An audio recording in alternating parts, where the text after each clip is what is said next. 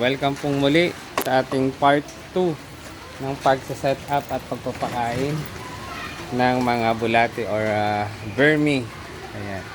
So ilagay na po natin itong mga pagkain niya. So nakailang layer na po ako, nakatatlong layer na po ako. Rain or shine po tayo ha, kahit umuulan. Ayan, umuulan po. So ayan po. Tingnan nyo po yun. Ayan.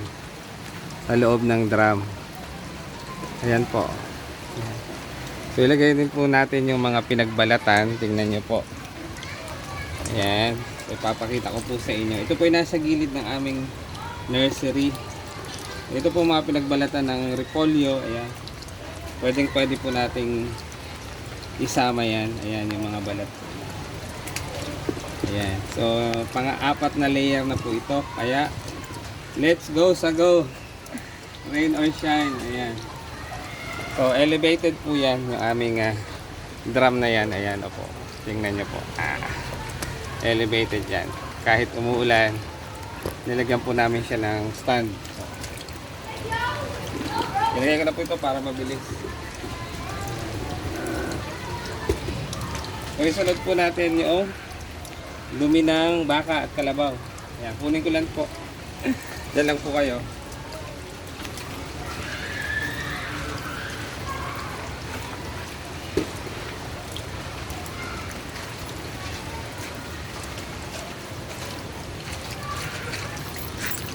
Ayan, ito na po yun.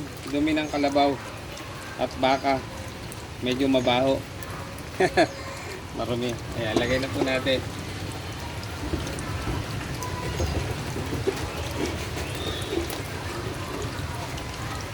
Ayan. Babalik po ang inyong lingkod. Diyan lang po kayo.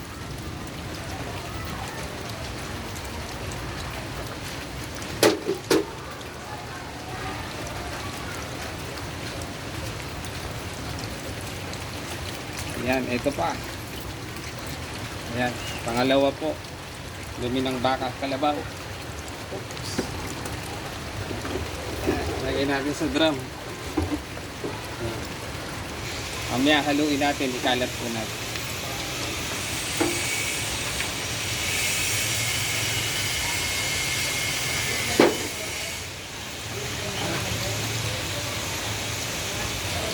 Ayan.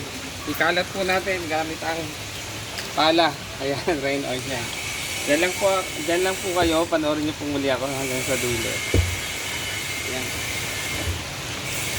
Ikalat po natin. Ayan. Pagkatapos po nun, lupa po ulit. Ayan. Dito na nga muna itong ating pala.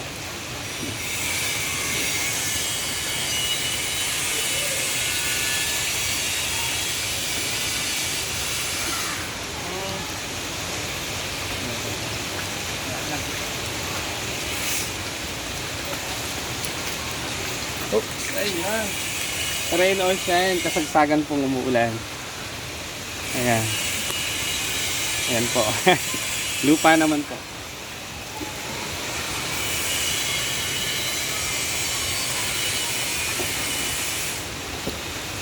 Ayan. Ikalat natin. Pero, wag kang tatalikod sa camera. Oh, rain or shine tayo! Ayan. Naamoy ko Ayan.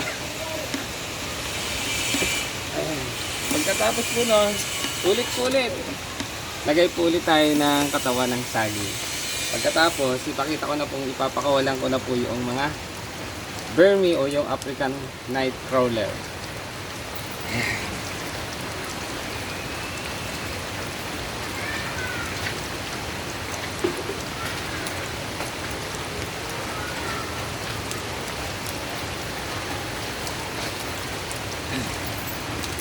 Ayan.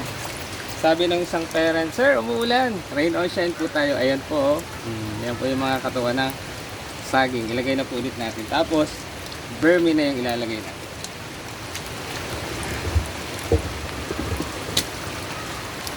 Yan. Tatapos pa yung mga ulan, sir. Ganyan po tayo, rain or shine. Ililili natin.